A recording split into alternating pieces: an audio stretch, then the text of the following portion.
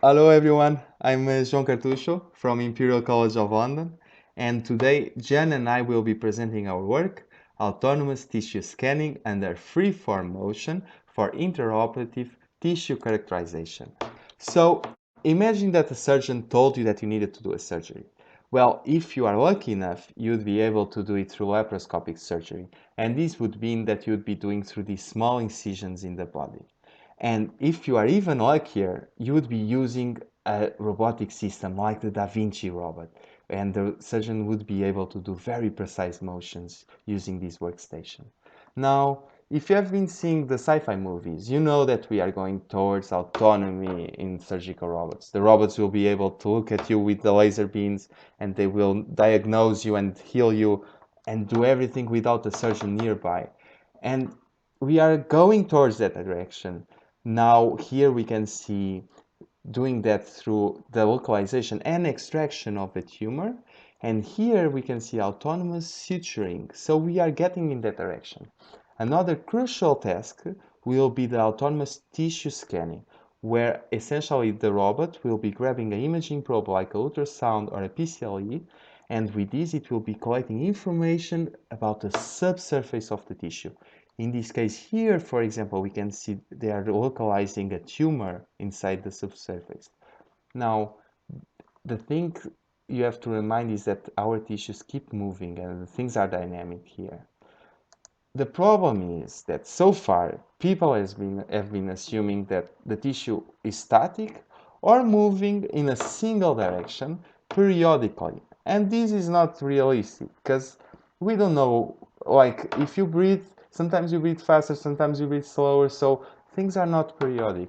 And what we did with our work is that we decided to drop these assumptions. So we dropped the assumption of periodic motion, of movement on a single direction, and essentially our tissue can be moving in all the different directions and or faster or slower, and our system will be able to perceive this and act accordingly.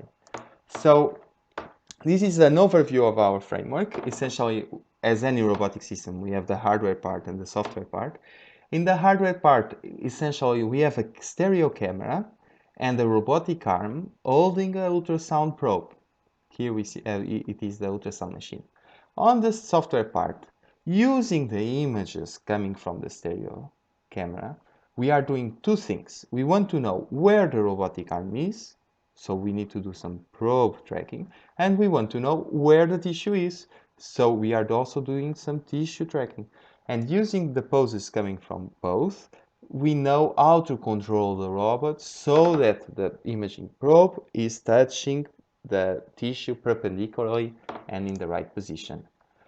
The tissue tracking, how it works, is we made this assumption that the motions will be rigid. So essentially, we're going to be having translations and rotations. And if we keep track of these translations, then we also keep track of how to transform the scanning trajectory so that we get the new 3D points in the live frame. So essentially, from the reference to the live frame, we want to estimate the optimal rigid transformation, and we are using a least squares fitting between corresponding 3D points.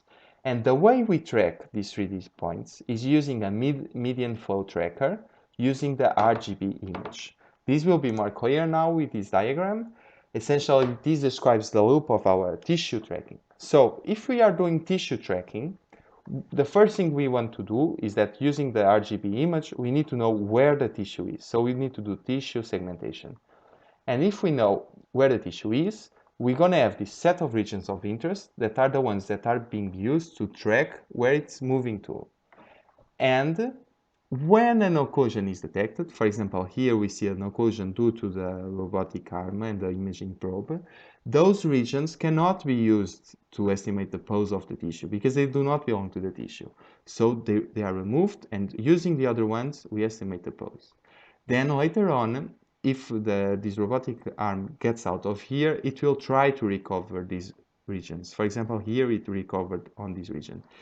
We can see here in this example, we're going to see the first, you have all these regions of interest, and the robotic arm will come down, and you see it stopped tracking those regions because of the occlusion, and then it recovers them.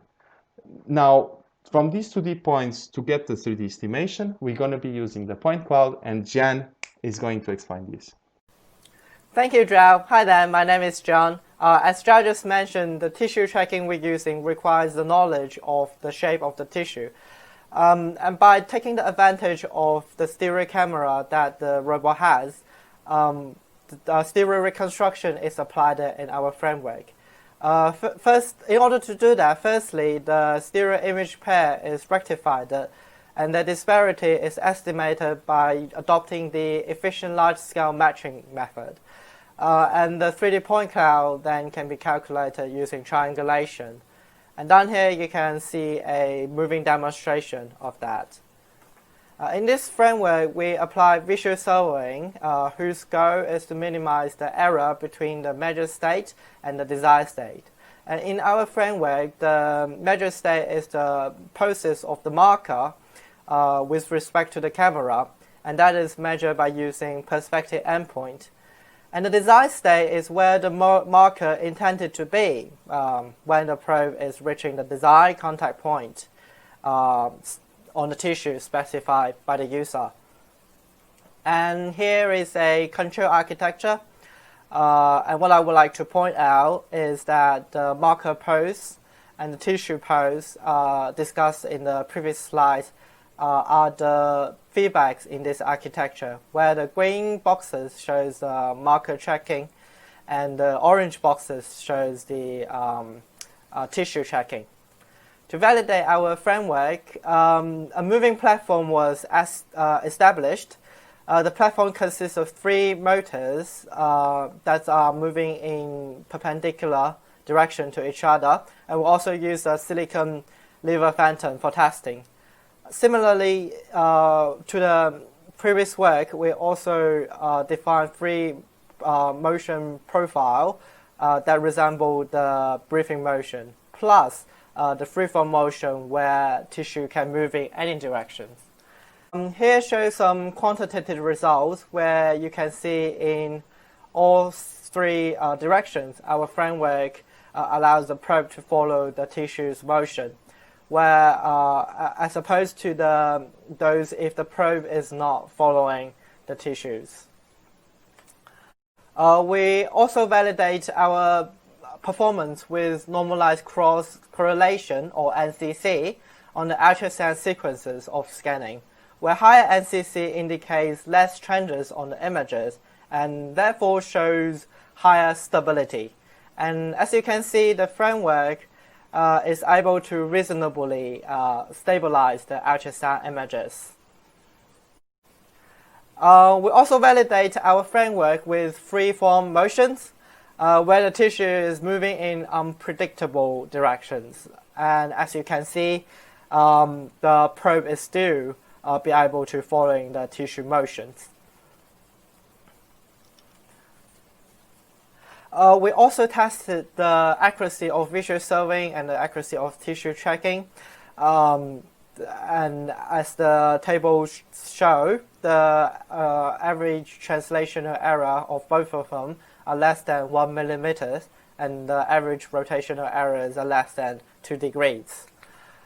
To conclude this presentation, we are proposing a framework that can scan the tissue accurately and efficiently, and it's automated. It does not require any pre-operated data, and it can cope with freeform tissue motion without assuming that is a periodic motion. And some future work to be done, including to make the stereo reconstruction and tissue tracking faster with GPU, and validate the framework with more data, and to examine other performance such as the contact forces between tissues and the imaging probe. And before ending this presentation, we, the authors, would like to thank the Imperial Biomedical Research Center and the Royal Society for their support. So thank you very much for your attention. If you have any questions, please do post them on the Slack workspace, or otherwise we can also be contacted by emails. Thank you very much.